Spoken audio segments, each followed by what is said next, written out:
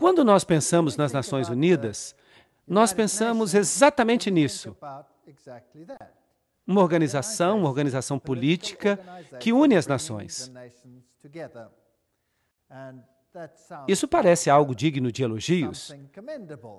E a pergunta é, será que isso é tudo? Vocês se lembram que na Torre de Babel Deus separou as nações? Agora, se vocês observarem a sede das Nações Unidas em Nova York, vocês verão que é de fato um edifício notável. É um edifício grande chamado Nações Unidas. Ele é um edifício grande e o nome Nações Unidas foi cunhado pelo presidente Franklin D. Roosevelt dos Estados Unidos. E foi usado na Declaração das Nações Unidas, de janeiro de 1942, durante a Segunda Grande Guerra Mundial, quando representantes de 26 nações prometeram que seus governos continuariam combatendo o que eles chamavam de as forças do eixo. Este é um nome interessante, forças do eixo. Hoje há outro eixo contra o qual se combate, e esse é conhecido como eixo do mal. Vocês já ouviram falar disso? A precursora das Nações Unidas foi a Liga das Nações, e essa era uma organização concebida em circunstâncias similares durante a Primeira Guerra Mundial e estabelecida em 1919 por meio do Tratado de Versalhes para promover a cooperação internacional e para buscar paz e segurança. Eu estou tirando isso diretamente da página da internet das Nações Unidas. Então não há nada estranho nisso. Isso é apenas história. Em 1945, os representantes de 50 países se encontraram em San Francisco, na Conferência das Nações Unidas. E eles então inventaram um diagrama das Nações Unidas. Os delegados deliberaram com base nas propostas formuladas pelos representantes da China, da União Soviética, do Reino Unido, dos Estados Unidos, em Dumbarton Oaks, Estados Unidos, em agosto a outubro de 1944. Foi então assinada no dia 26 de junho de 1945. 50 países. A Polônia não estava representada e se tornou um dos 51 países membros originais. Então ela passou oficialmente a existir em 24 de outubro de 1945, quando a proposta tinha sido ratificada pela China, França, União Soviética, Reino Unido, Estados Unidos e pela maioria dos outros signatários. E no dia 24 de outubro, celebra-se, então, a fundação das Nações Unidas. Agora, vamos dar uma olhada nesse diagrama, nessa proposta das Nações Unidas. Isso é uma história muito interessante. Bem, Arthur Balfour, vocês se lembram desse nome? Nós já o usamos antes. Ele fazia parte dos apóstolos de Hort. Vocês se lembram de Hort? Ele era o professor que ajudou a produzir os textos gregos que mudaram a ênfase da Bíblia e removeram muitos dos aspectos do poder de Jesus Cristo e da soberania da palavra de Deus. Os apóstolos eram uma sociedade secreta que funcionava naquela época, e Hort era membro e Arthur Balfour também era.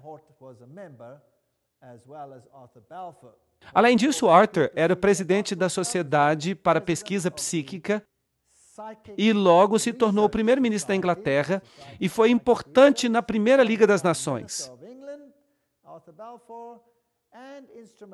E esse ministro se tornou também, é claro, participante ativo da escritura do diagrama ou da proposta inicial da Liga das Nações. E foi essa proposta que formou a base das Nações Unidas. E não somente ele comandava a Sociedade de Pesquisa Psíquica, que tinha encontros frequentes em sua casa, mas iniciou um grupo chamado a Sociedade Sintética, cujo objetivo era criar uma única religião mundial. Essa é uma parte interessante da história. Ele convidou Frederick Myers, da Sociedade de Pesquisa Psíquica, e juntos eles criaram o preâmbulo de todas as religiões. Isso inclui o dogma de que os espíritos que já se foram podem se comunicar conosco. E, obviamente, se você faz parte de uma sociedade assim, você tem que aceitar essa situação. Então vocês percebem que embutido nisso tudo está o desejo de unificar as religiões. Agora vamos dar uma olhada em algumas figuras históricas das Nações Unidas. Alger Hiss se tornou o secretário-geral em exercício depois do estabelecimento das Nações Unidas. Em 16 de abril de 1945, nessa edição da revista Time, ele é chamado de um dos jovens mais brilhantes do Departamento de Estado. Foi Hiss e Joseph Johnson, que depois se tornou secretário dos Bilderbergers. Percebam que as sociedades secretas estão nisso. Foram eles que escreveram a maioria das propostas iniciais das Nações Unidas. Esses maçons de postos elevados, os Bilderbergers, foram os responsáveis por essas propostas. Agora, nós sabemos em que eles criam. Nós já fizemos uma palestra sobre isso e, de vez em quando, eu vou falar dessa palestra. Tendo como modelo a Constituição da Rússia e o Manifesto Comunista, e isso é muito interessante, então a Constituição da União Soviética é quase idêntica à Constituição das Nações Unidas, se vocês não sabiam disso. E aí estão todas as referências.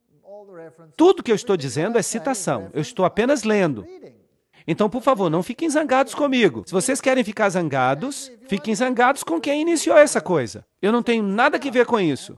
Lembre-se que eu também falei numa palestra anterior que as pessoas responsáveis por tentar unir todas as nações, colocando-as sob um único governo e por trás dos bastidores, unificar todas as religiões, isso não foi tudo dito em aberto, no domínio público.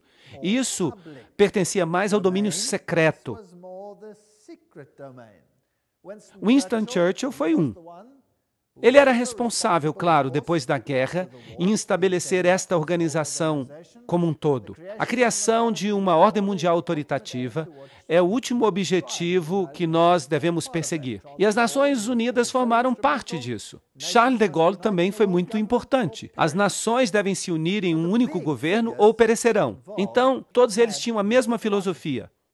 E havia esse homem, eu não sei nem como pronunciar o nome dele, Tryggve Lie, o primeiro secretário-geral oficial das Nações Unidas. Ele era um membro elevado do Partido Trabalhista Social Democrático da Noruega, que, por falar nisso, era uma espécie de ramificação da Terceira Comunista Internacional. E então veio este homem, Dag Hammarskjöld, e ele foi o segundo secretário-geral. Ele era um socialista sueco que abertamente defendia políticas comunistas. E então veio U Thant, terceiro secretário-geral, que era marxista. Então vocês percebem como a filosofia foi programada desde o início. Agora, eu não quero que vocês pensem que esse era um método para produzir o anticapitalismo, porque os Estados Unidos também assinaram esta proposta. Então, por que os Estados Unidos assinariam algo que era, obviamente, tão contrário à sua própria filosofia? Bem, se você se lembra do princípio hegeliano, no qual duas posições antagônicas são estabelecidas no mundo, sendo que não é nenhuma das duas que se quer alcançar. O que você quer, de fato, é uma síntese intermediária. Então, o que você vê de fato são socialistas na função suprema de secretários-gerais. Mas se essas pessoas têm propensões marxistas ou propensões capitalistas neste nível, isso não faz a menor diferença. Com isso, o método quer criar é uma síntese, que é o tipo de governo que se deseja a partir de tudo isso. Então, deste caos, você eventualmente consegue o que você quer. Agora, esse U Thant, claro, um dos primeiros secretários-gerais, ele disse: os federalistas mundiais defendem diante de nós a visão de uma humanidade unificada, vivendo em paz, debaixo de uma ordem mundial. O coração desse programa, uma única sob a lei mundial, é realista e passível de ser alcançado. Isso é apenas para lembrar o que nós já dissemos antes. E é claro, por trás dos bastidores, sempre você tem o papado. Como vocês podem ver em todas estas palestras, o papado está sempre muito envolvido em tudo. Aqui está o Papa Paulo VI com o secretário-geral U Thant. Agora, este homem era marxista. Bem, vamos colocar dessa forma. Publicamente, ele defendia uma agenda marxista. Mas se você fosse de fato um iniciado, uma pessoa de dentro, ele de fato não tinha essa agenda. Isso era apenas uma questão de aparências, como Hegel também diria. Então não é surpreendente que aqui nós tenhamos um outro aperto de mão com outro secretário-geral cujo nome era Kurt Waldheim. Agora, qual que era a agenda ou qual que era a visão política de Waldheim? Alguém sabe? Alguém quer dar um chute? Quando a sua visão política se tornou pública, houve muitas manifestações como resultado disso, pois ele era nazista. Sim, vocês conseguem perceber a filosofia hegeliana aparecendo aqui? Aí você tem o marxismo, a antítese, ali você tem o nazismo, a tese, e no meio, a síntese. Então não importa de fato que filosofias eles escolhiam, porque no final das contas dava tudo na mesma coisa. O Papa Paulo VI foi o primeiro a introduzir esta cruz torta, ou cruz quebrada. Vamos ler o que isso significa. O Papa Paulo VI escreveu uma encíclica papal que convocou as nações a que abandonassem sua soberania para formar um governo mundial. O Papa estava por trás disso. Este era um pedido do próprio Papa. E essa cruz torta? Aqui temos uma citação para vocês. Papa Paulo VI. O Papa Paulo VI usou um símbolo sinistro usado pelos satanistas do século VI, que foi revivido na época do Segundo Vaticano. Trata-se de uma cruz torta ou quebrada, na qual se apresenta a figura repulsiva ou distorcida de Cristo, que os magos e feiticeiros da Idade Média tinham usado para representar o termo bíblico da marca da besta. Esta é uma citação interessante. E não apenas o Papa Paulo VI, mas também os seus sucessores, os dois João Paulos, carregaram esse objeto e o apresentaram às multidões para que fosse reverenciado. E eles não tinham a menor ideia que o símbolo representava o anticristo. Bem, esta é uma citação muito interessante sobre a cruz torta e o que ela representa. Bem, estas são as pessoas que estão por trás das Nações Unidas. Assim, o Papa, solicitando essa ordem, os secretários gerais aceitando o seu pedido, repetindo esse pedido nos dois lados da divisão política, para que parecesse uma filosofia atrativa para os dois lados. Agora, e o aspecto espiritual? Há uma organização interfé que é chamada de Templo da Compreensão. E eles publicam este boletim que é chamado de Boletim da Boa Vontade Mundial. Agora, nós temos que ver de onde vem a autoridade de uma organização assim? Porque há muitas pequenas organizações, e talvez esta aqui fosse apenas mais uma pequena organização.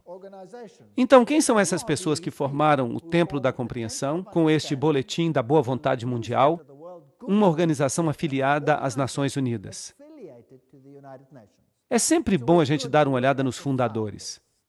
Bem, fundado por Juliet Hollister em 1960, o Templo da Compreensão tem como um de seus objetivos a criação de uma Nações Unidas espiritual. Nesta obra, para promover a compreensão entre as religiões, na base da unidade da família humana, o templo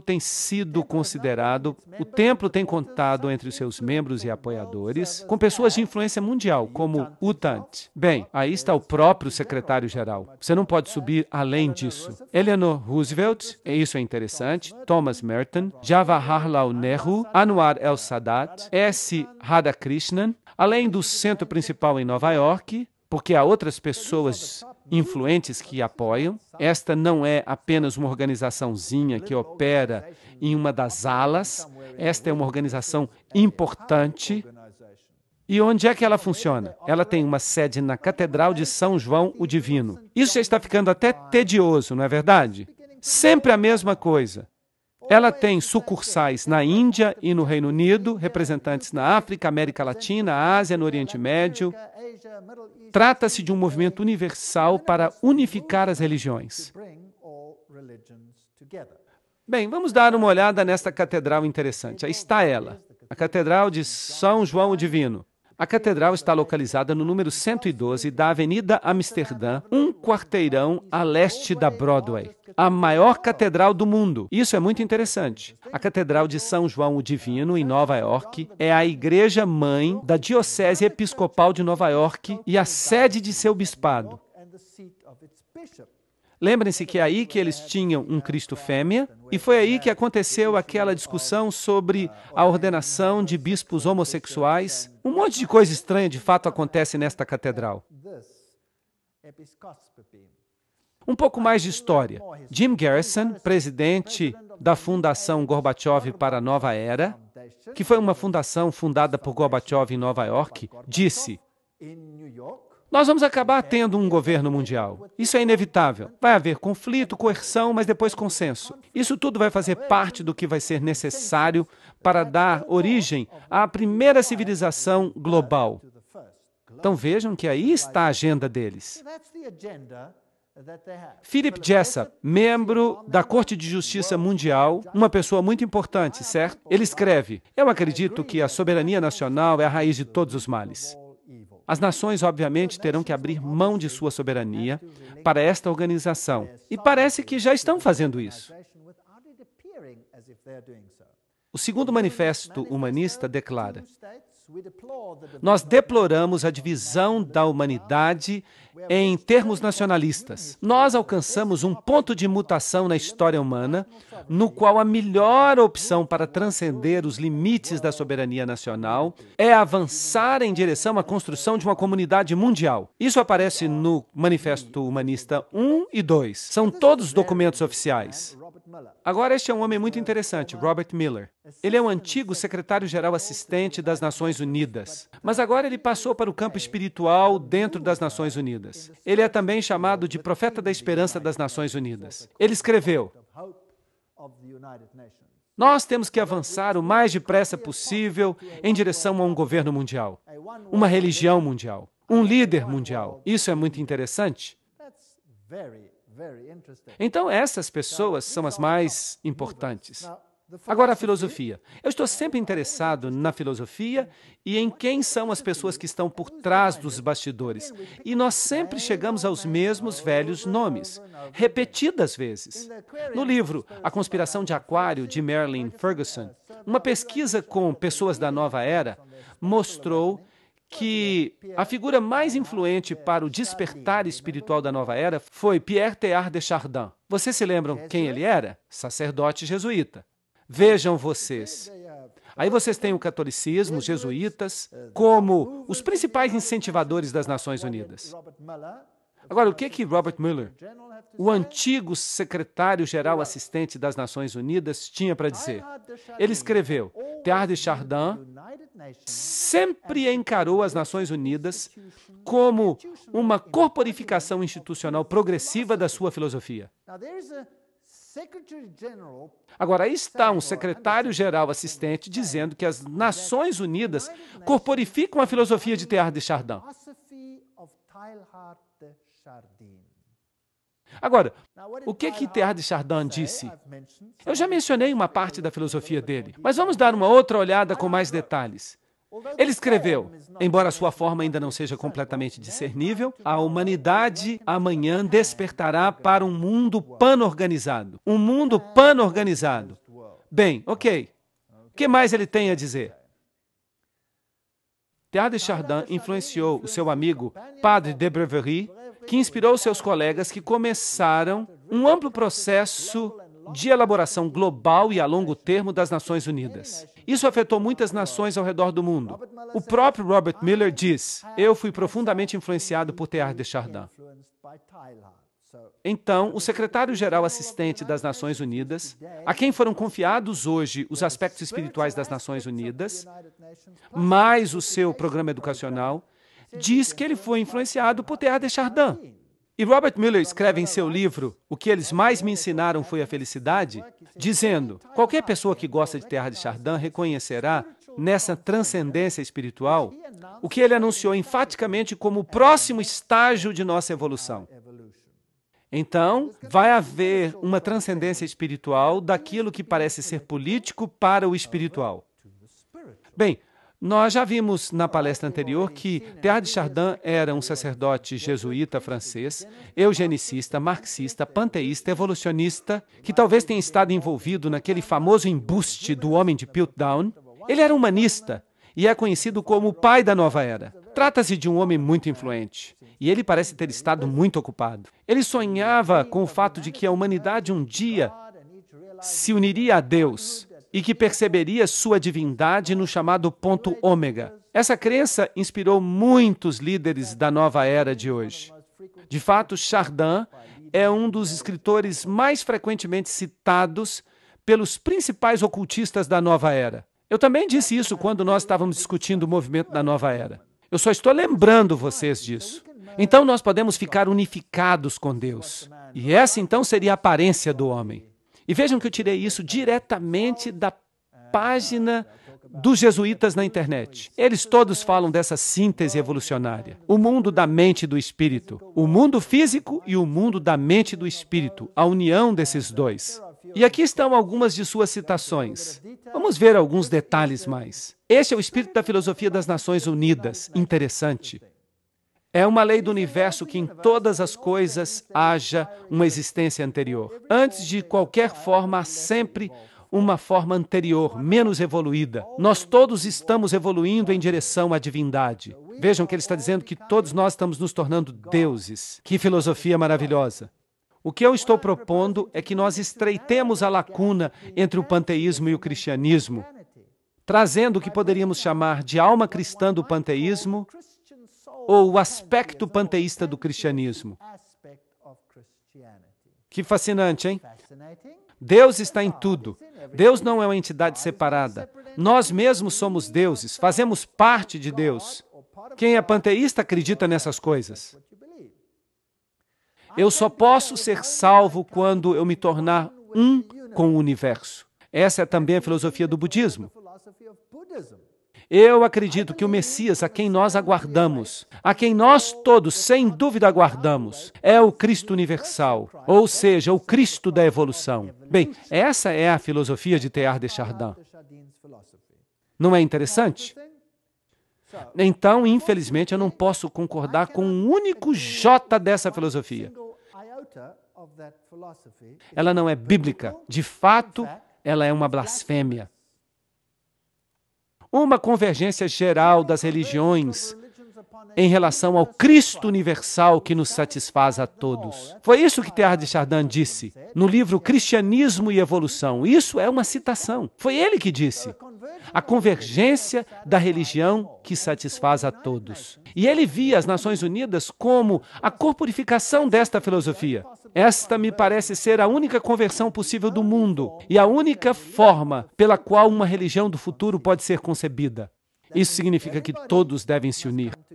O que nós vamos obter se todas as religiões se unirem e enterrarem todos os emblemas de suas diferenças?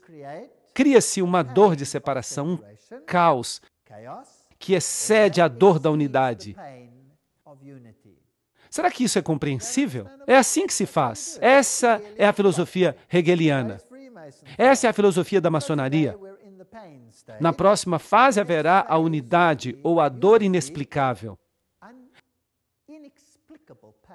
Essa é a escolha. E qual das duas vai ser que a humanidade vai escolher? A que dói menos, obviamente, para sobreviver.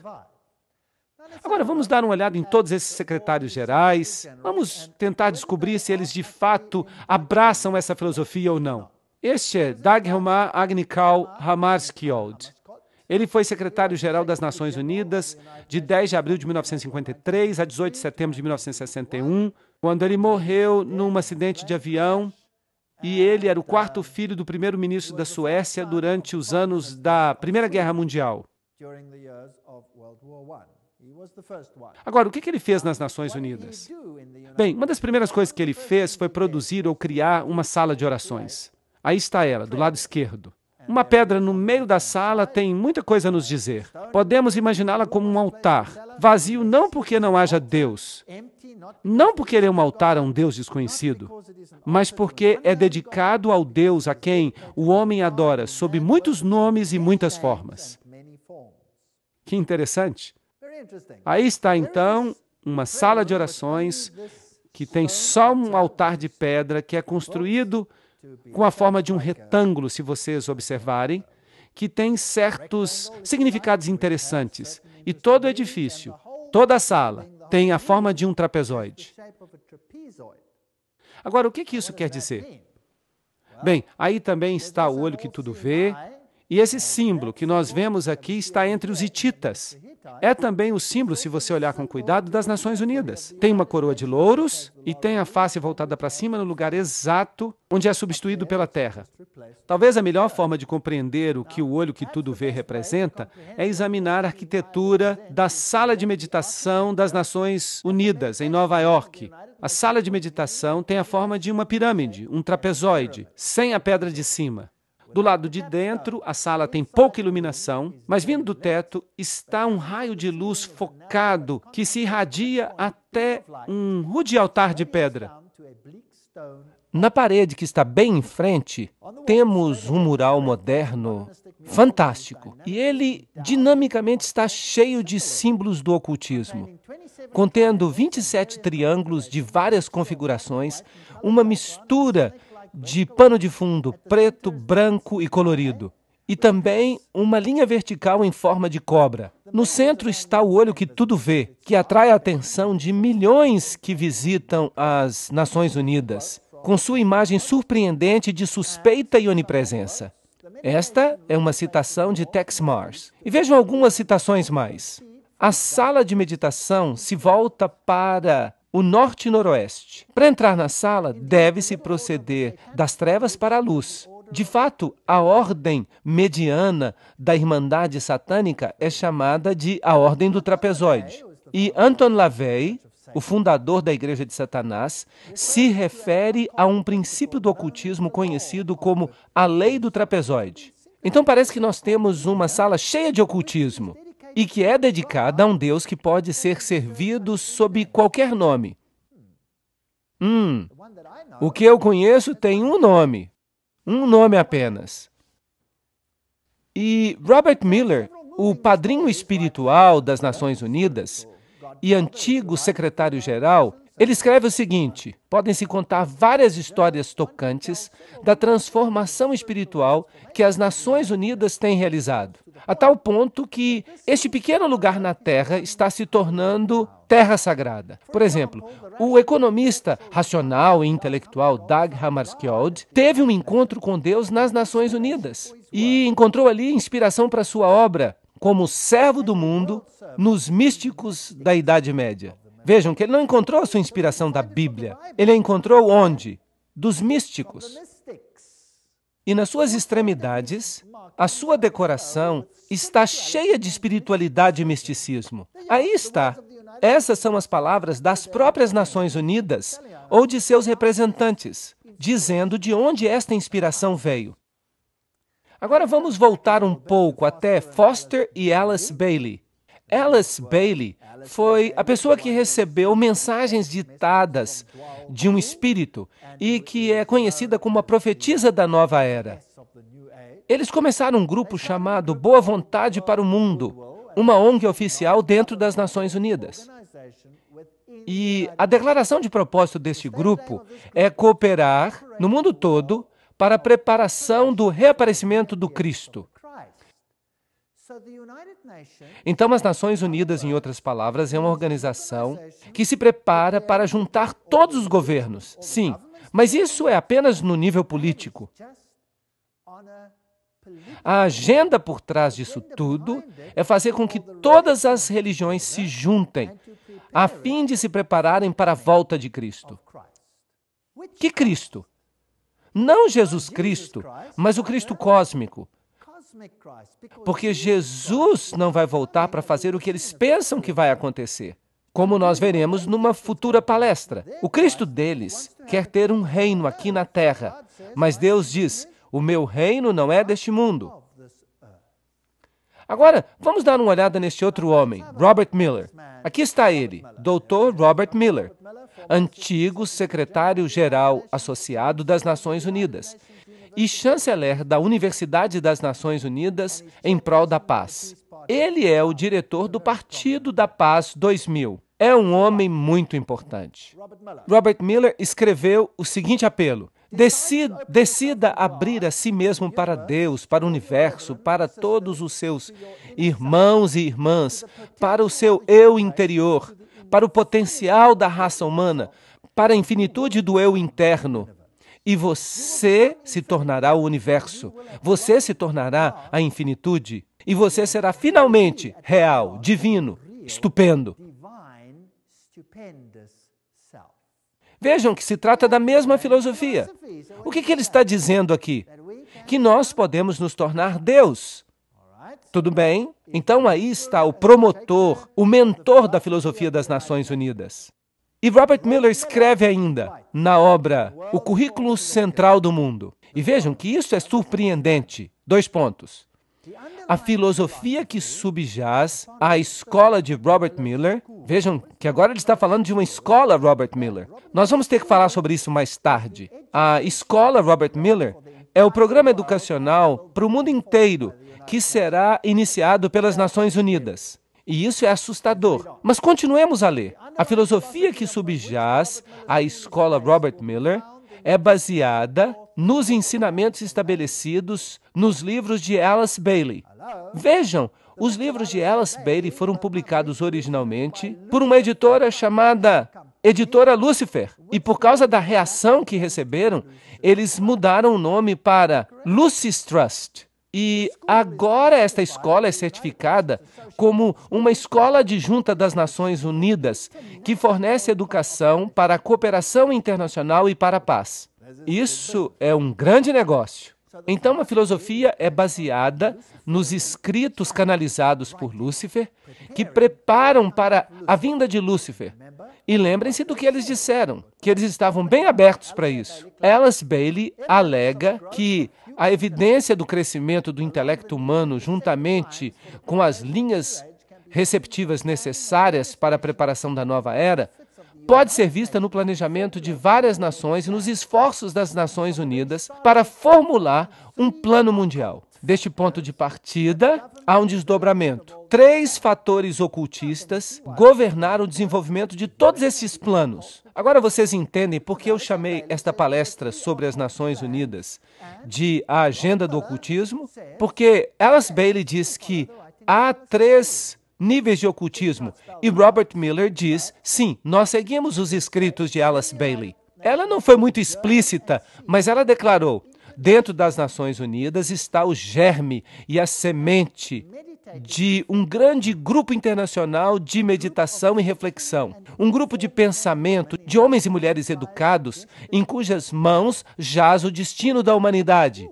Puxa vida! Isso está sob o controle de muitos discípulos do 4º raio, e se vocês pudessem perceber, o seu ponto de foco meditativo está no plano budista da intuição, o plano sobre o qual toda atividade hierárquica de hoje é encontrada. Não se pode ser mais ocultista do que isso. O que ela está dizendo é que o âmago central das Nações Unidas é controlado por gente que está sob o controle de Lúcifer. É isso que ela está dizendo. Ela está dizendo que tudo isso é demoníaco. São suas palavras e não as minhas. Eu só estou lendo. Helena Petrovna Blavatsky, fundadora da Teosofia, ela foi a precursora, claro, dos livros de Bailey. E a Teosofia foi, então, levada por Annie Ward Besant para lá. E, então, de lá foi levada para Alice Bailey. E aqui está a grande invocação que vai ter que ser lida e decorada por toda criança no futuro. Do ponto de luz dentro da mente de Deus, que o raio de luz saia para as mentes dos homens, que a luz desça sobre a terra. Do ponto de amor dentro do coração de Deus, que o amor saia para os corações dos homens, que Cristo retorne à terra. Mas este Cristo não é Jesus Cristo. Do centro onde a vontade de Deus é conhecida, que o propósito guie as vontades diminutas e pequenas dos homens. Oh, que legal, parece bem pejorativo. O propósito que os mestres conhecem e servem. Que arrogância! Do centro que nós chamamos a raça dos homens, que o plano de amor e luz funcione e que ele possa selar a porta onde habita o mal. Isto é interessante. Que porta é essa onde habita o mal que deve ser selada? Bem, se você entende alguma coisa de ocultismo, você saberá que eles chamam a luz de trevas e as trevas de luz, e que eles dizem que Jesus é o mal. Nós lemos todas essas citações quando nós demos uma palestra sobre aquele assunto. Eles a selam, porque ali habita o mal. Que a luz e o amor e o poder restaurem o plano da terra. Restaurem que plano? Restaurem o plano de quem? E o plano daquele que a fez não é restaurado. Bem, quem separou as nações? Deus separou as nações. E qual é o foco das Nações Unidas? Unir as nações. Então eles querem restaurar aquilo que o mal bagunçou com este movimento brilhante de confundir as línguas. Bem, então continua dizendo, em resumo, que Deus e o diabo se confundem já por 4.500 anos. Quem está de fato no controle, então? Bem, aqui está Annie Besant na sua roupa de grau 33 da maçonaria. Comaçonaria. Vocês se lembram que nós falamos deste assunto. O livro Texto da Teosofia ensina a imortalidade, a reencarnação, a deidade do homem. Vejam a declaração de Djwhal Khul, que também inspirou Alice A. Bailey. Ele fala o seguinte sobre Alice A. Bailey. A.A.B., Alice A. Bailey, sabe quem eu sou e me reconhece pelos meus 2 nomes. Agora, isso é interessante, porque há 2 nomes. Vocês vão descobrir que nomes são esses. E então fica interessante. Isso é uma história de detetive, é muito interessante. Bem, a Bíblia diz, eles são espíritos de demônios, operando milagres, que saem para os reinos da terra e para o mundo inteiro, a fim de juntá-los para a batalha do grande dia do Deus Todo-Poderoso. Apocalipse 16:14. Lembrem-se que Helena Petrovna Blavatsky, a fundadora deste movimento, da qual Alice A. Bailey se tornou a suma sacerdotisa, disse, Lúcifer representa a vida, o pensamento, o progresso, a civilização, a liberdade, a independência. Lúcifer é o verbo, a serpente, o salvador. É Satanás que é o Deus de nosso planeta e o nosso único Deus. Então ela fala sobre a Virgem, que é Satanás e Lúcifer ao mesmo tempo, e do Espírito Santo, tudo em um. Então não importa se você o chama de Ísis ou se você o chama de Osíris, não importa. Não importa se você o chama de Baal ou Astarote, não importa. 2 nomes. Ele sempre se apresenta sob 2 nomes, 2 princípios. Alice Bailey foi a sucessora de Besant como líder da Casa da Teosofia. E o marido dela era um maçom de grau 32. Claro, parte da comaçonaria. Aí está ela, sacerdotisa e profetisa do movimento da Nova Era, que recebeu estas mensagens desta entidade espiritual, que tem que ser um demônio, Djwhal Khul. Seus escritos, como nós já dissemos, faz dela uma das 2 mulheres a ter escrito mais livros em tempos modernos. E qual era o seu principal objetivo? Os problemas da humanidade. Juntar a humanidade de novo, preparar o mundo para a volta de Cristo. Nós já lemos esta citação. Eu me dedico de novo para o serviço daquele que vem. Aquele que vem é um acrônimo no mundo do ocultismo para Lúcifer. E eu farei tudo o que eu puder para preparar as mentes e os corações dos homens para aquele evento. Eu não tenho nenhum outro objetivo na vida. E ela escreve ainda, o homem do Tibete, e ela está falando de Djwhal Khul, me pediu para anunciar que quando ele está falando de Cristo, ele está se referindo ao seu nome oficial como cabeça da hierarquia. O Cristo trabalha para todos os homens, sem levar em consideração a sua religião. Ele não pertence ao mundo cristão mais do que ao mundo budista, ou maometano, ou qualquer outra fé. Não há necessidade que alguém pertença à igreja cristã para se afiliar a Cristo. Vejam que ela não está falando então do cristianismo. As exigências são de amar o semelhante, viver uma vida disciplinada, reconhecer a divindade em todas as religiões e todos os seres e governar a sua vida diária com o amor. Amor, amor, amor, amor. Amor até gotejar. Este é o evangelho moderno. Ninguém mais pode advertir o outro. Ninguém mais pode falar de pecado. Ninguém mais pode falar de salvação. Ninguém mais pode apontar para Jesus Cristo como Salvador. Mas se você ama alguém, você não se vê na obrigação de advertir essa pessoa dos problemas que jazem à frente? E Alice Bailey escreveu, em primeiro lugar, ele vai voltar para um mundo que é essencialmente unificado. Vejam que não precisa estar todo unificado. O principal efeito da sua aparição certamente será demonstrar para todos os países os efeitos de um espírito de inclusão. Então, seu principal objetivo será desenvolver um espírito de inclusão. Uma inclusão que será canalizada ou expressa através dele. Então, o seu espírito trabalhará para fazer com que isto aconteça. E ela escreve, todos aqueles que buscam relacionamentos humanos corretos serão automaticamente atraídos a ele. Ahá! Então, não temos que buscar a Jesus Cristo. Nós temos que buscar os relacionamentos humanos corretos. Vocês percebem que a ênfase fica toda na humanidade? Todos que buscam estas coisas serão automaticamente atraídos a ele, quer eles pertençam a uma grande religião do mundo ou não. Nós precisamos, então, de um espírito de inclusão. Bem, vamos continuar a leitura. Todos aqueles que não veem nenhuma diferença básica entre as religiões, ou entre os homens, ou entre as nações, o rodearão. Perceberam isso? Então, se eu não vejo diferença entre o cristianismo e o budismo, e eu não vejo diferença entre o hinduísmo e o cristianismo, então eu o rodearei. Se eu não vejo diferença entre as nações, eu o rodearei. E continua a leitura. Aqueles que corporificam o espírito da exclusão e da separação, igualmente serão automaticamente revelados, e todos os homens saberão quem eles são. Isso é legal. O que a Bíblia fala sobre este assunto? A Bíblia diz, saí e separai-vos. A Bíblia pede um espírito de separação. Por sua própria natureza, as Nações Unidas não têm opção a não ser pedir que tipo de espírito? De inclusão. Agora, se os maiores promotores por trás dos bastidores são, de fato, ocultistas e seguidores de Lúcifer, isso não é assustador? Porque então quem seria o cabeça por trás dos bastidores? Satanás.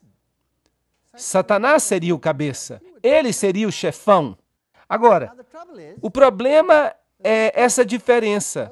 Uns dizem, saí dela, separai-vos. E os outros dizem, vamos ser inclusivos, vamos ficar todos juntos. A resposta vem com clareza. Ele voltará sem falha quando uma certa quantidade de paz já tiver sido restaurada. Não é preciso ter uma paz mundial, mas apenas uma certa medida de paz. E a Bailey continua. A principal exigência para a volta de Cristo é um mundo que esteja em paz. Contudo, essa paz deve se basear na boa vontade das pessoas educadas. E isso, inevitavelmente, levará às relações humanas corretas e, portanto, ao estabelecimento de linhas de luz entre as nações, entre as religiões, entre os grupos e entre os homens. Então, a única forma que nós vamos ter esta comunidade é se nós nos unirmos em um cadinho e nos tornarmos um apenas.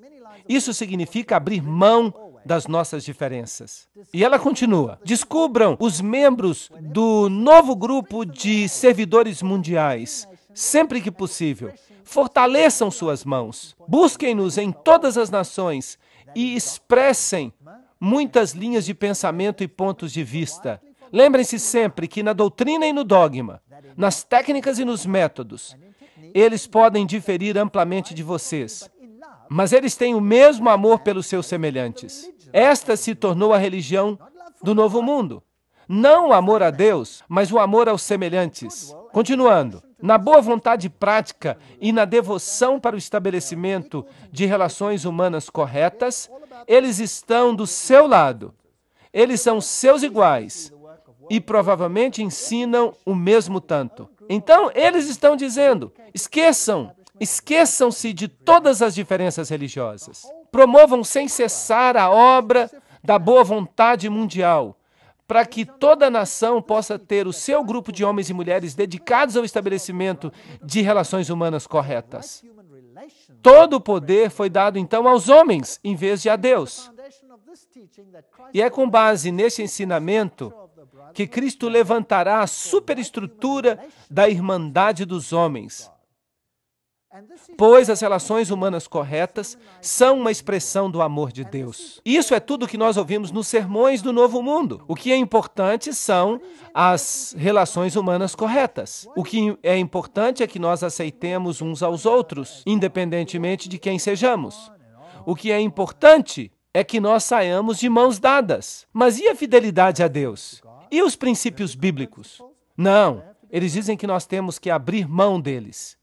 A revista da Partilha Internacional diz o seguinte: mas na alvorada de um dia, a visão das Nações Unidas há de salvar o mundo. E quando a realidade das Nações Unidas começar a dar fruto, então o fôlego de imortalidade será uma realidade viva sobre a Terra. E aqui está o hinduísta Sri Chinmoy, líder espiritual, sacerdote atual das Nações Unidas. Ele diz, as Nações Unidas são o caminho para a unidade, que nos levará até a unidade suprema, em letras maiúsculas. É como um rio que flui em direção à fonte derradeira. E as Nações Unidas se tornam para nós a resposta para o sofrimento humano, para a escuridão do mundo, para a ignorância do mundo. A visão interna das Nações Unidas é o dom supremo. E eles dizem que isso vai acontecer não importa quanto tempo demore. E o Dalai Lama diz, na esfera das relações internacionais, um sentido de maior responsabilidade compartilhada é especialmente necessário. Hoje, quando o mundo está se tornando cada vez mais interdependente, os perigos do comportamento irresponsável aumentaram drasticamente. A menos que percebamos que agora nós somos parte de uma grande família humana, nós não podemos ter esperança em relação à paz e à felicidade. Então, todos os líderes do mundo estão dizendo estas coisas. E as Nações Unidas, com seu simbolismo da antiga coroa de louros sobre um globo, nada mais é do que uma imitação do ideal antigo do paganismo, que Lúcifer, mais uma vez, quer concretizar no mundo em que nós vivemos hoje.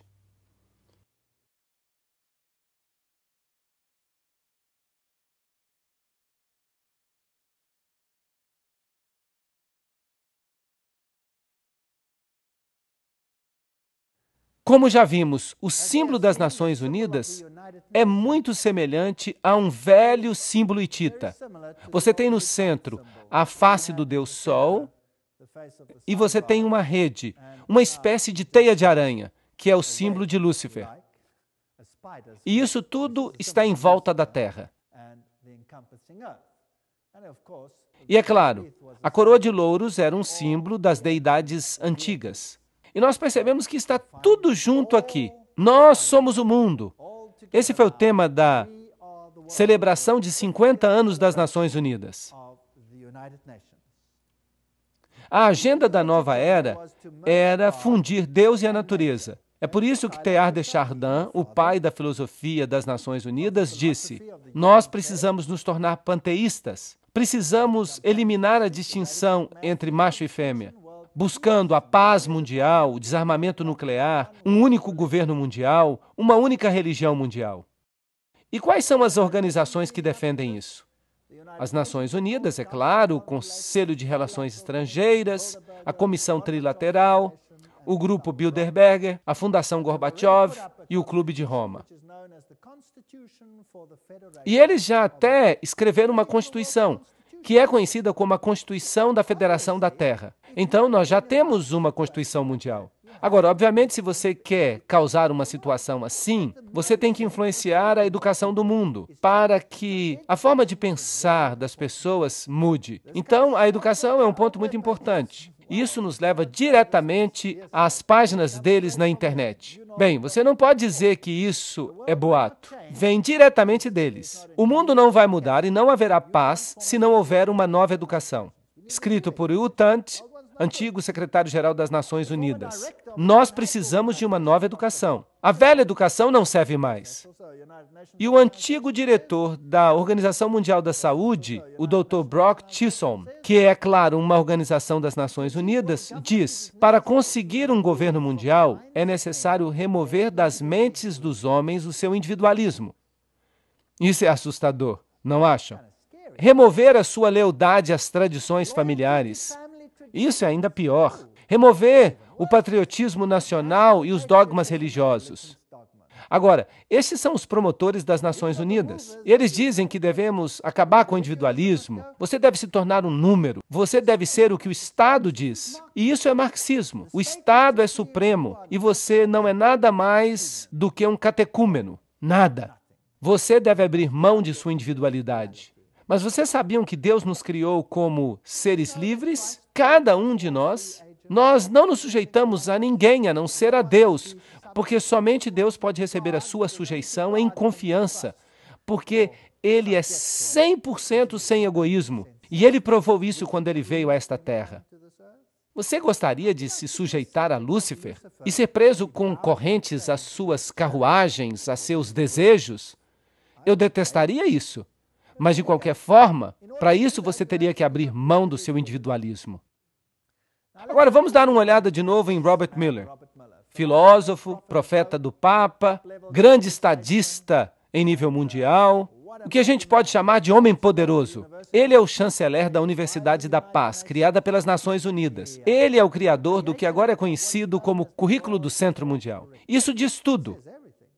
E ele é conhecido no mundo todo, e ele é conhecido no mundo inteiro como o pai da educação global. Há 29 escolas Robert Miller no mundo, e a cada ano mais estão sendo criadas. O Currículo do Centro Mundial conquistou para ele o prêmio da Unesco de Educação para a Paz em 1989. E ele recentemente esboçou uma moldura para a cobertura midiática mundial. O que você vê na sua televisão é o que eles querem que você veja, não o que você deveria ver.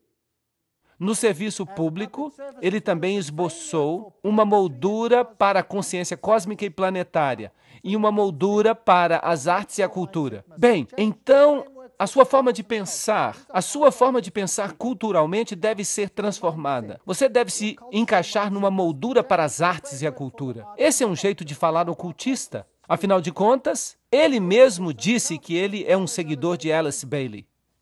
Miller é, então, o autor do Currículo do Centro Mundial. O que ele faz? E vejam que isto é uma citação. Nós precisamos incutir nas nossas crianças uma cidadania global, crenças centradas na Terra, valores socialistas, uma forma de pensar coletiva, para que elas se tornem a mão de obra para o século XXI. Vejam, seus filhos devem ser modificados. Nós estamos vivendo, de fato, num mundo assustador.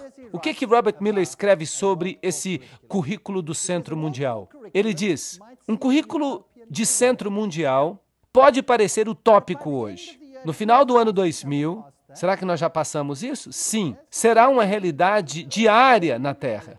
O que ele está dizendo aqui? Todas as escolas do mundo. Agora, acreditem em mim, eu já vi o sistema educacional. Eu oficialmente deixei o sistema educacional há um mês. E o que eu tenho visto nos últimos anos, as mudanças, é de arrepiar o cabelo. Tudo isso é de arrepiar o cabelo. É de arrepiar o cabelo. Se é isso que nos espera, então que Deus ajude este mundo. Nós já vimos que ele diz que sua filosofia se baseia em Alice Bailey. E o Currículo do Centro Mundial está ligado a essa unol.org.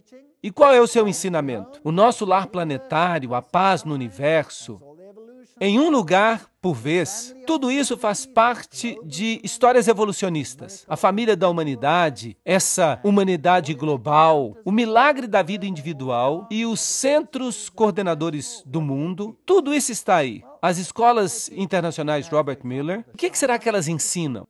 Bem, elas têm, por exemplo, o Instituto Xamã. E eles têm todos esses interessantes símbolos do ocultismo e as coisas que eles representam. Eleusis, olhos que tudo veem, a psicologia humanística. E esse aqui é um dos pontos de ensinamento das escolas Robert Miller. Um facilitador xamânico, astrólogo, operador do círculo sagrado, autor do livro Iniciação e Astro-Xamanismo.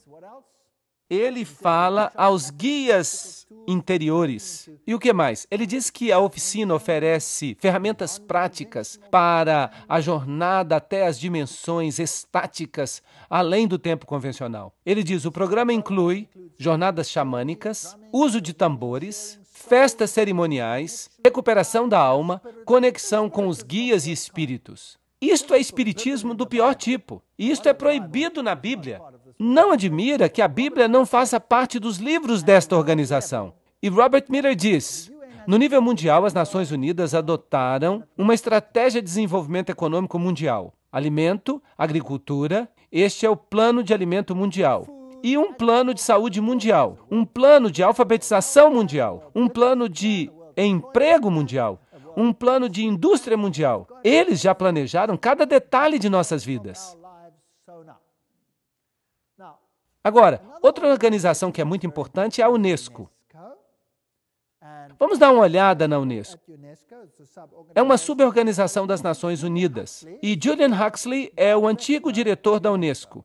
Ele foi escolhido humanista do ano. Ele é um filósofo ateu, membro do Biro Colonial Comunista, da Sociedade Britânica Fabiana e um signatário do Segundo Manifesto Humanista. Na minha opinião, essa não é uma boa recomendação. E tem mais. Archibald MacLeish, membro da Caveira e Ossos, escreveu a Constituição da Unesco. Então ele deve também ser membro dos Illuminati, como nós vimos naquela palestra sobre o segredo por trás das organizações secretas. Portanto, foram maçons que ajudaram a criar a organização. Sendo homem internacional, MacLeish é um fervoroso defensor da União Mundial. E aqui está outro. Niebuhr. Ele é o cofundador da Unesco e ele assinou o SIECUS. Agora, o que significa isso? Apareceu em 1969 e eles imprimiram isso na revista New York Times. O que é SIECUS? Vejam o que dizem os seus fundadores. É a posição do SIECUS que o controle de natalidade deveria ser disponível a todos, inclusive aos menores, que devem desfrutar dos mesmos direitos de acesso livre e independente ao controle de natalidade que as demais pessoas. É a posição dos SIECUS que o uso de materiais sexuais explícitos, às vezes chamados de pornografia, pode servir a uma variedade de necessidades importantes na vida de inúmeros indivíduos. Que povo legal esse das Nações Unidas! E é por isso que, nas nossas escolas primárias agora, faz parte obrigatória do currículo que nós tenhamos detalhes sexuais explícitos, explicados, todos em nome de se prevenirem doenças sexualmente transmissíveis. E ali também incluem os atos mais estranhos e libidinosos. De fato, nossas universidades estão oferecendo o título de doutor honorário àqueles que são mais pervertidos neste assunto.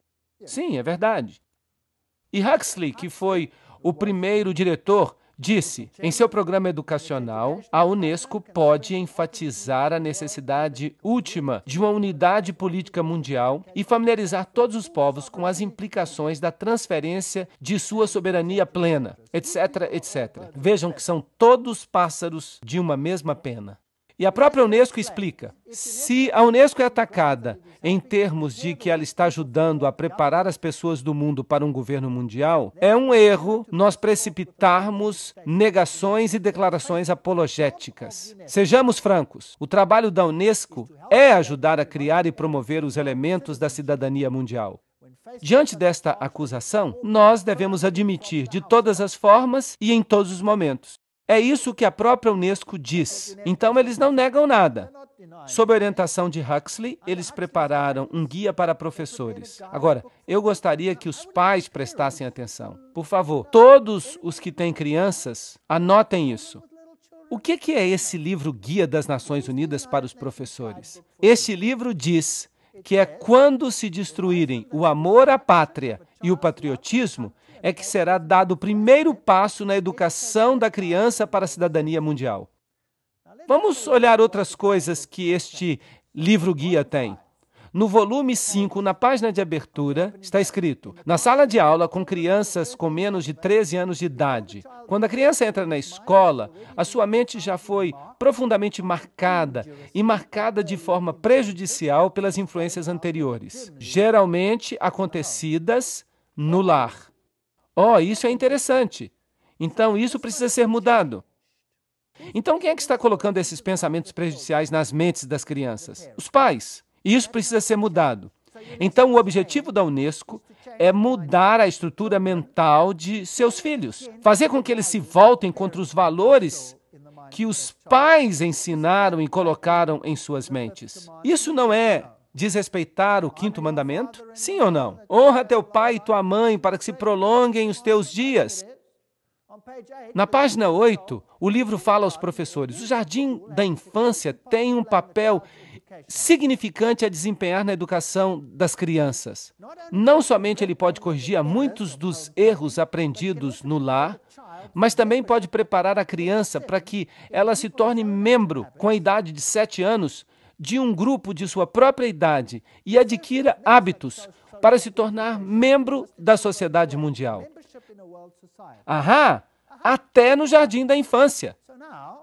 Então, agora os governos do mundo estão dizendo: você deve enviar os seus filhos para a escola numa idade mais tenra. Vocês sabiam disso? Os governos estão todos começando a dizer isso. E a Inglaterra agora passou uma lei. Quando? Este ano. Neste mesmo ano. E adivinha agora o que a lei da Inglaterra diz que deve ser a idade para as crianças irem para a escola? Aos 3 anos. Sim, aos 3 anos de idade. Você tem que enviá-los para a pré-escola. Isso parece bom e as mães gostam muito, porque elas não têm que tomar conta dos filhos. Mas quem está controlando a forma de pensar dessas crianças? Quem está por trás disso? Os ocultistas. E na página 58, o livro Guia para Professores diz: como nós já apontamos, é frequentemente a família que infecta a criança com o nacionalismo extremo. Portanto, usem os meios descritos anteriormente para combater as atitudes da família. Mas o nacionalismo não é o seu último alvo. Qual é de fato o seu verdadeiro alvo? A religião. A religião. E no volume 5, página 11, está escrito: em nossa opinião, a história e a geografia deveriam ser ensinados nesta idade como história e geografia universais. O estudo de história levanta problemas de valor e seria melhor que nós os adiássemos até que o aluno seja livre dos preconceitos nacionalistas, que no presente impregnam o ensino da história. Então, toda a forma de pensar da criança deve ser mudada no programa de ensino. E este é o objetivo da Unesco. Não é um objetivo nobre. Eu não acho que seja, porque a autoridade da religião, dos pais, especialmente da religião cristã, é solapada. Agora, outra organização entra em cena. Esta é chamada de Organização Findhorn. E eles promovem a saúde ecológica e a prosperidade ecológica. Você já ouviu falar de ecologia hoje em dia?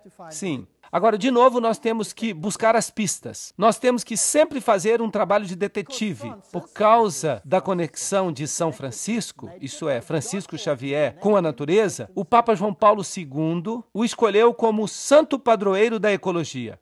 Agora, São Francisco de Assis vem lado a lado com Inácio de Loyola, o jesuíta, só para vocês saberem. E é no dia de São Francisco que milhares de pessoas vão até a Catedral de São João o Divino. É uma catedral onde se abençoam os animais. Também o ocultista Robert Miller, que é o antigo secretário-geral associado das Nações Unidas, nos informa que São Francisco foi declarado santo padroeiro das Nações Unidas. O Papa faz, as Nações Unidas imitam. Quem está realmente em controle? Roma. E aí está ele. Se você quiser orar para ele, você pode. Se você não quiser orar para ele, você pode ignorar. O secretário-geral das Nações Unidas, U Thant, formou a organização Cidadãos Planetários com atividade da nova era, encabeçada por Donald Keyes. Agora nós estamos fazendo as ligações. Aqui está o manda-chuva das Nações Unidas com Donald Keyes. Cidadãos Planetários é agora uma ONG dentro das Nações Unidas, especialmente dedicada a preparar os povos para a vinda de uma nova cultura, dedicada especialmente à preparação dos povos para o advento da nova cultura. Vamos continuar falando de Donald Keyes. Aí está ele junto com Hugh Tunt. Donald Keyes tem estado ativamente envolvido com a comunidade Findhorn. Pegaram uma ligação. As Nações Unidas, o secretário-geral Hugh Tunt, Donald Keyes, a Findhorn, e escreve regularmente para a sua revista Uma Terra. E Donald Keyes escreveu: os grupos da nova era estão focando e entrando em um novo estágio, um estágio relacionado ao mundo. Eles estão maduros o suficiente para começar a ajudar a carregar o peso do fardo da humanidade. A disseminação de valores da nova era é como se fosse um fermento unificador na massa humana e pode ser um ingrediente crítico para a emergência com sucesso dos anos 80. Agora vamos tentar entender melhor a Findhorn. O seu logotipo é a chama de Lúcifer. Eles usam símbolos ocultistas, eles usam uma flor de lótus, e eles falam sobre sermos divinamente ordinários e divinamente humanos. O que nós estamos falando aqui? Que nós somos Deus. Deus falou a mim. Agora, quem é esse Deus que fala a eles? Bem, vamos perguntar ao seu porta-voz. Este é David Spangler. Aí está um de seus livros, Pai, Místico e Místico Pai. E aí está o que essa educação vai fazer com seus filhos. Vocês sabiam disso? David Spangler, porta-voz da comunidade Findhorn, no norte da Escócia. Aqui é uma foto dele mais recente. Vamos ver o que ele diz. Ele escreve no livro Reflexões de Cristo: a verdadeira luz de Lúcifer não pode ser vista na tristeza, nas trevas, na rejeição. A verdadeira luz deste grande ser só pode ser reconhecida quando os nossos próprios olhos podem ver com a luz do Cristo, a luz do sol interior. Lúcifer opera dentro de cada um de nós a fim de nos curar. E à medida que nós nos movemos para uma nova era, que é a era da integridade humana, eles adoram esta palavra, integridade. Cada um de nós, de alguma forma, chega ao ponto que eu chamo de iniciação luciférica, uma porta particular pela qual o indivíduo deve passar se ele vai chegar plenamente à presença de sua luz e de sua integridade. Lúcifer vem para nos dar o presente final da integridade. Então, quem de fato essas pessoas estão adorando? Eles estão adorando a Lúcifer diretamente. Lúcifer prepara o homem de todas as formas para uma experiência na qual eles vão se tornar o próprio Cristo. Nós nos tornamos Cristo e o Cristo prepara o homem para a experiência de se tornar Deus. Mas a luz que revela para nós a presença do Cristo, a luz que revela para nós o caminho até Cristo, vem de Lúcifer. Ele é o doador de luz. Ele é sabiamente chamado de estrela da manhã, porque ele é a luz que anuncia para o homem o alvorecer de uma consciência maior. É ele que está dizendo. São suas palavras. E ele escreve: nós podemos pegar todas as escrituras e todos os ensinamentos e todos os tabletes e todas as leis e todos os marshmallows e podemos fazer uma alegre fogueira, um churrasco de marshmallow, porque é isso que eles valem.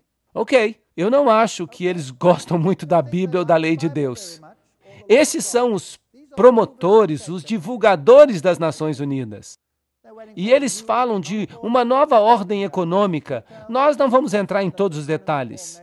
Eles dizem: nós afirmamos que a economia de todas as nações é um tecido sem ruptura. Vejam que eles querem tudo junto. Eles querem uma nova ordem econômica internacional. Esse é o comentário da boa vontade mundial.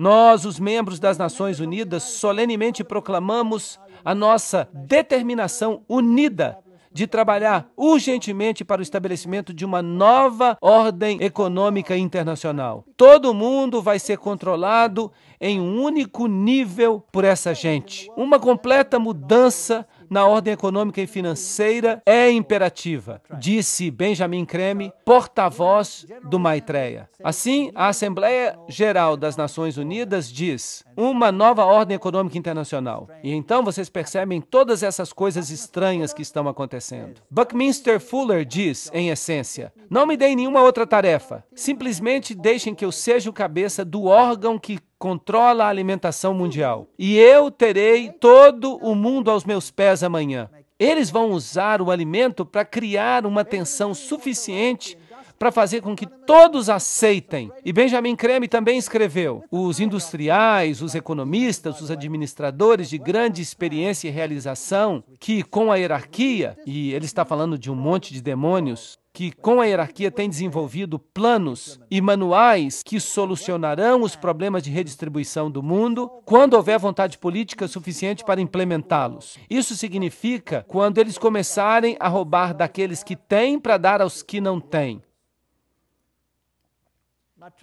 E o próprio Maitreya, este Cristo da nova era, diz, as Nações Unidas são a principal esperança do mundo. Em seus interrelacionamentos, nós podemos ver um exemplo de democracia, o símbolo para essa expressão da vontade de Deus que os homens chamam de boa vontade. Com o advento do Cristo, essa boa vontade fará com que todos os homens e todas as nações desenvolvam relacionamentos corretos e criem as circunstâncias necessárias para a expressão dessa síntese, que será o principal aspecto da civilização vindoura.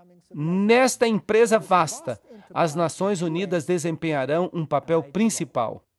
Lembram de Apocalipse 17? Os 10 chifres que vocês viram são 10 reis que ainda não receberam reino, mas por uma hora eles receberão autoridade como reis, juntamente com a besta. Eles têm um propósito, e eles darão o seu poder e autoridade à besta. Eles farão guerra contra o Cordeiro.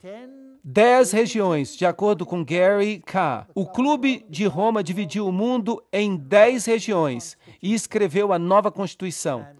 E nós temos esta nova civilização. E uma conferência aconteceu no Fairmont Hotel, no auditório maçônico em São Francisco. E um documento da conferência diz: nós estamos experimentando o nascimento da primeira civilização global, uma iniciativa global, oportuna, histórica, em 1995. E foi aí. E eles estavam prontos para isso. A CIA, a OTAN, o MI5, o CFR, todos eles têm símbolos ocultistas. Pena que não tenhamos tempo para entrar em detalhes. A Comissão Trilateral era o 666, o 666 está no Tesouro Americano, SSS, que era a 6ª letra original do alfabeto grego, o F é a 6ª letra do nosso alfabeto, tudo isso dá 666. Agora, e essas religiões mundiais? E esse é o X da questão, se nós quisermos nos concentrar nesta questão hoje à noite. Isto será o centro do que vai acontecer. Não seria inevitável que as Nações Unidas, mais cedo ou mais tarde, adquirissem uma dimensão espiritual? É isso que diz Robert Miller, o chefão por trás da educação mundial, da mídia mundial, da Universidade da Paz, todas essas coisas. Robert Miller escreve, há uma ilustração famosa que mostra Cristo batendo a porta do alto edifício das Nações Unidas, querendo entrar nele. Eu sempre visualizo na minha mente uma figura mais precisa, aquela de que as Nações Unidas representam o corpo de Cristo. Isso é interessante. Cristo não disse que o meu reino não é deste mundo? Então, este é outro reino. E este Cristo definitivamente não é Jesus Cristo. E ele então diz, o Papa João Paulo II disse que nós somos cortadores de pedra e artesãos de uma catedral que talvez nós nunca vejamos em sua beleza final. Ahá, esta é uma linguagem maçônica que o Papa João Paulo II está usando. E a tapeçaria dessa obra envolve a condição total da humanidade deste planeta. E tudo isso faz parte de uma das páginas mais prodigiosas da evolução. Vai requerer o desligamento e a objetividade dos historiadores futuros, a fim de que eles avaliem plenamente o que aconteceu no último terço do nosso século e que compreendam a verdadeira significância das Nações Unidas. Nenhuma força humana será capaz de destruir as Nações Unidas. Muito interessante. pois as Nações Unidas não são um mero prédio ou uma mera ideia. Não é uma criação feita por homens. Aí está Robert Miller falando, o antigo secretário-geral das Nações Unidas. Se não foi feito por homens, então quem fez? Quem a fez se não foi o homem que a fez? Bem, eles nos falam sobre o seu líder em palavras explícitas. Quem é ele? Lúcifer. As Nações Unidas são uma visão de luz do Supremo Absoluto, linguagem maçônica, que está vagarosa, constante e infalivelmente iluminando a ignorância, a noite da nossa vida humana. O sucesso divino e o progresso supremo das Nações Unidas, eles estão prestes a se tornar realidade. Na hora da sua escolha, o Supremo Absoluto vai fazer tocar o seu sino de vitória aqui na Terra, através do coração amoroso e servidor das Nações Unidas. Uau, isso é uma bomba! Ele vai fazer soar o seu sino de vitória? Obrigado, Robert Miller. O que mais você tem a dizer nesta questão? Decida abrir-se ao potencial da raça humana, à infinitude de seu eu interno, e você se tornará o universo. Finalmente você será o verdadeiro e divino eu. Isso, de fato, coloca todos os ingredientes no bolo. Eu estou cada vez mais atraído a alguns dos ensinamentos mais simples e, no entanto, mais importantes do Cristo e de todos os grandes profetas e visionários. Eu estou cada vez mais convencido de que o que eles previram é o início daquilo que vai se tornar realidade neste planeta e de que a humanidade vai transcender, vai se metamorfosear naquilo que aqueles grandes sonhadores, visionários e profetas imaginaram. Nós estamos mudando, nós vamos sofrer uma mudança. As principais religiões do mundo, no final, todas vão querer a mesma coisa. Será? Embora tenham nascido em lugares diferentes e em circunstâncias diferentes neste planeta. O que o mundo precisa hoje é uma convergência das religiões diferentes em busca e na definição das leis cósmicas ou divinas que devem regular o nosso comportamento neste planeta. Um ecumenismo espiritual de escala mundial, expresso em novas formas de cooperação religiosa, nas instituições. Isso seria o mais perto que nós vamos chegar do Cristo ressuscitado. Muito obrigado, muito interessante. A paz será impossível, Robert Miller fala, sem que domemos o fundamentalismo através de uma religião unida, que professe fidelidade somente a uma espiritualidade global e à saúde deste planeta. Então, o fundamentalismo tem que ser domado. Vamos começar com o islamismo. E onde vocês acham que eles vão terminar? Certamente no cristianismo. A nova religião mundial deve se basear nas verdades que têm sobrevivido ao teste dos séculos. Elas estão constantemente tomando forma no pensamento humano, e por elas as Nações Unidas lutam. O meu grande sonho pessoal, escreve Robert Miller, é conseguir uma aliança eficaz entre todas as principais religiões e as Nações Unidas. Que fascinante! Não pode haver uma dissociação entre a Igreja Universal e a loja sagrada dos verdadeiros maçons e os círculos internos das sociedades esotéricas. É isso que Alice Bailey e Robert Miller dizem que é a sua filosofia. Então aí está, maçonaria, luciferianismo, este é o reino na Terra.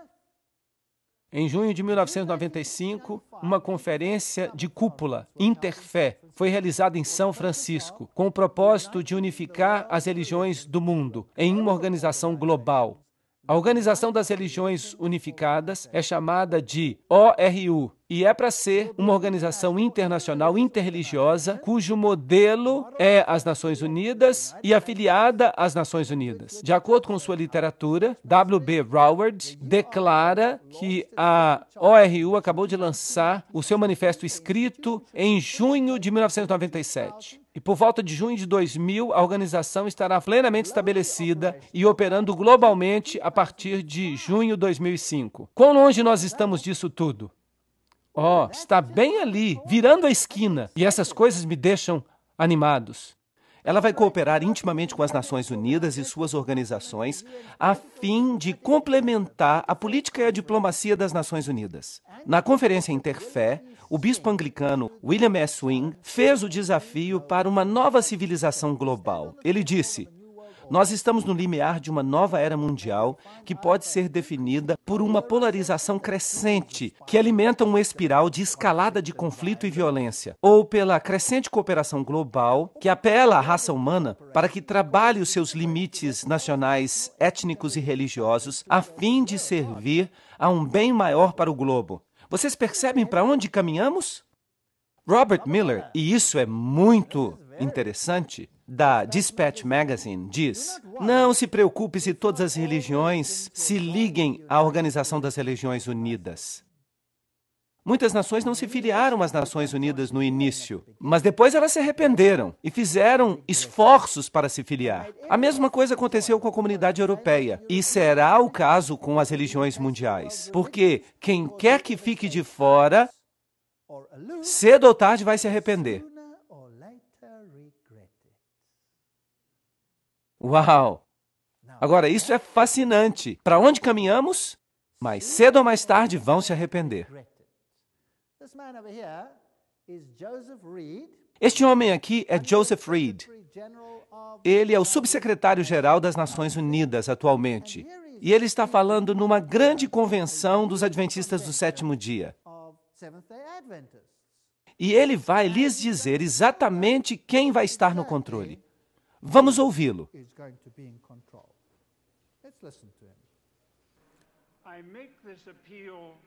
Eu faço este apelo porque as Nações Unidas são também a sua organização, a nossa organização mundial, a sua organização das Nações Unidas. Delegados, por favor, lembrem-se, as Nações Unidas são a única máquina que nós temos para a cooperação coletiva entre todas as nações.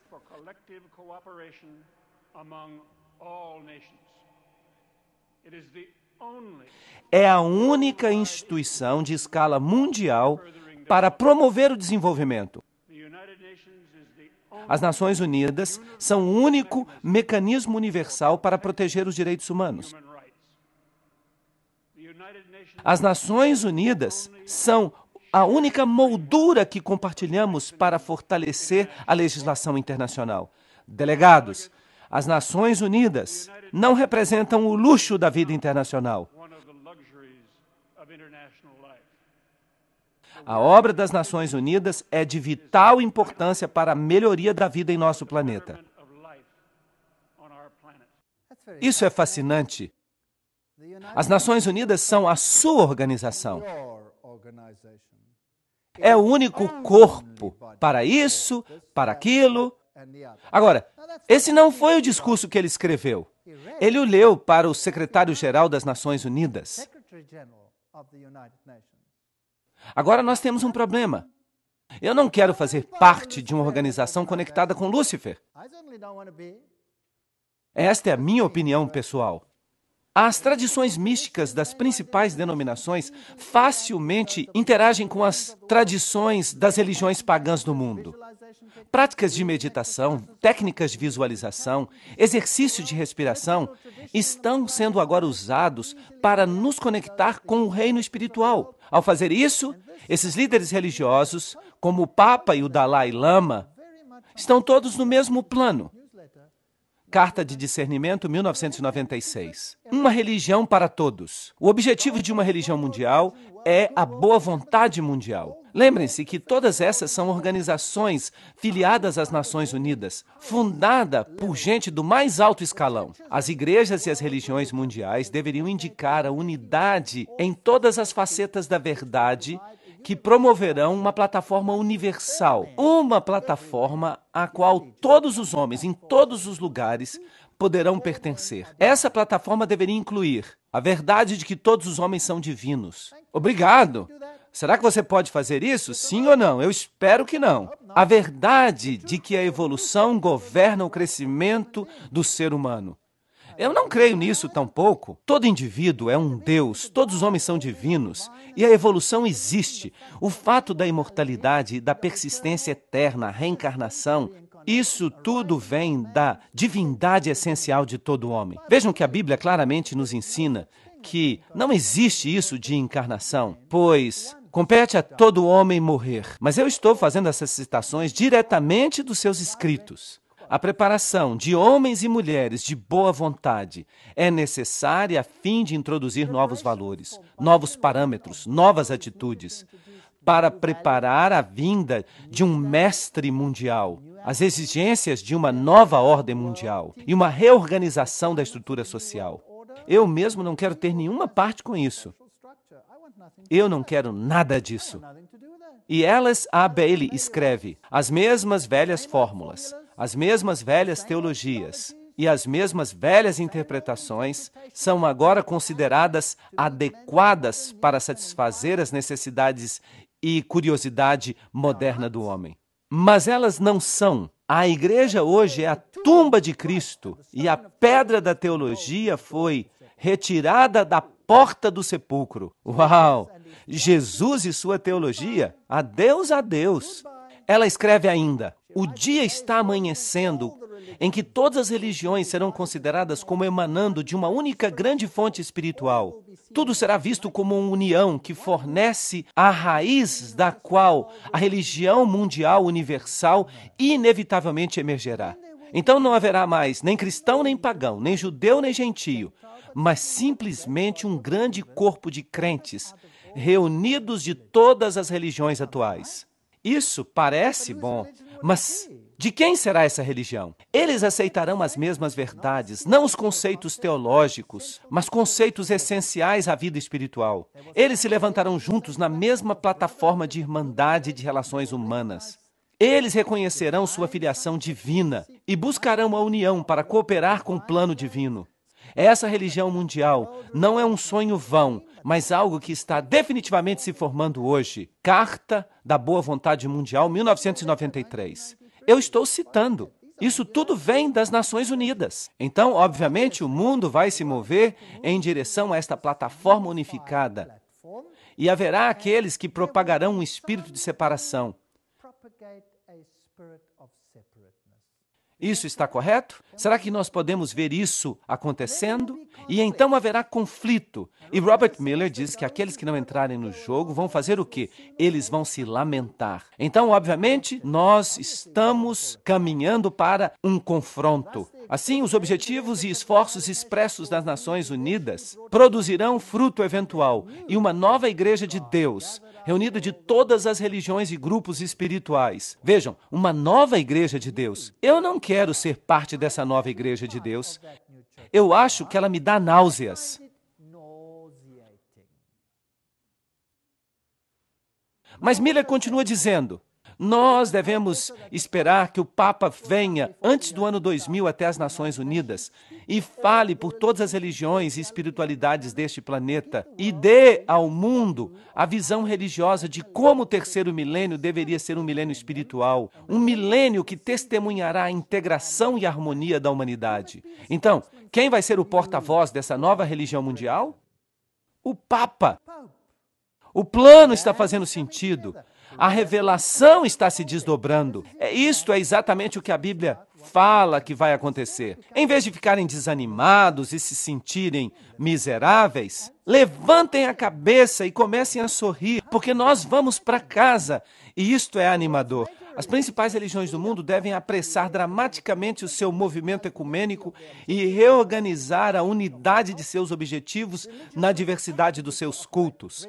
As religiões devem cooperar ativamente para levar a alturas sem precedentes e uma melhor compreensão dos mistérios da vida e de nosso lugar no universo. A minha religião, certa ou errada, e a minha nação, certa ou errada, deve ser abandonada para sempre nesta era planetária. Vejam que eles não permitem mais que você diga que Jesus é o único caminho. Isso deve ser abandonado para sempre. Mas me desculpem, eu não vou abandonar isso. Eu me recuso. E eles continuam. Nós tivemos essa maravilhosa reunião. O Papa realmente apareceu diante das Nações Unidas e aconteceu um grande ensaio nas Nações Unidas para formar esta nova iniciativa ecumênica fundada por Ted Turner, e todo mundo está se reunindo sob um único partido religioso novo, sob os auspícios das Nações Unidas. Mas Apocalipse 13:3 diz: "E eu vi uma das cabeças como se tivesse recebido uma ferida de morte. E esta ferida mortal foi curada. E o mundo inteiro se maravilhou após a besta." E Josué 24:15 diz: "E se vos parecer mal servirdes ao Senhor, escolhei hoje a quem servireis. Se aos deuses que vossos pais serviram do outro lado do rio, ou aos deuses dos amorreus, em cujas terras vós habitais. Mas quanto a mim e minha casa, nós serviremos ao Senhor." Esta é a decisão que nós precisamos tomar. Estas são as questões diante de nós, e o triste é, e eu não estou inventando isso, eu estou lendo isto da tela. Eu não estou inventando. Eu queria que eu estivesse, mas eu não estou. Então nós estamos nos encaminhando para uma situação de crise. Mas nas palestras que virão, nós vamos dar uma olhada do outro lado da moeda. Nós já vimos bastante desse lado da moeda, não acham? Eu já estou cheio disso.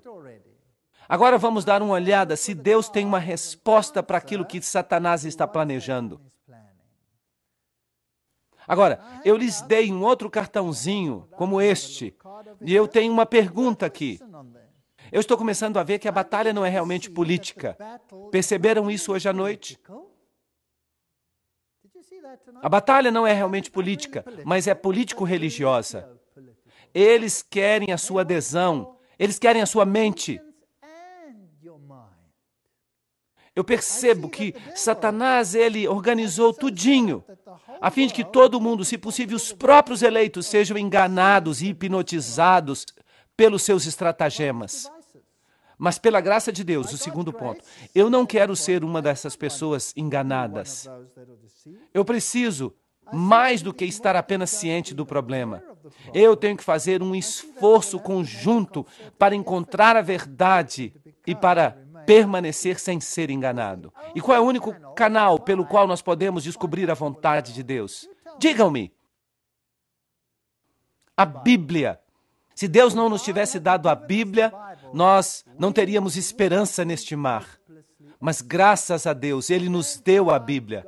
O que nós faríamos sem ela? Eu não saberia onde nós estamos caminhando. Tudo pareceria lógico, tudo pareceria certo. Todos ficariam felizes e todos entraríamos no vagão deste povo. Certo ou errado? Mas eu quero saber como Jesus será o vitorioso nesta controvérsia. Tudo que vimos até agora é Satanás construindo o seu reino. É disso que fala o livro de Apocalipse. Mas eu estou interessado em aprender mais e eu vou planejar assistir às próximas palestras, porque é nelas em que o contraplano de Deus começará a ser discutido. Nós vamos voltar à Bíblia. Nós vamos descobrir o que Deus preparou para nós. E se eu, pelo menos, ousar perguntar, e levantem as suas mãos se vocês também querem isso. Você que percebe que Jesus está sendo erradicado do plano mundial. Quem percebe isso?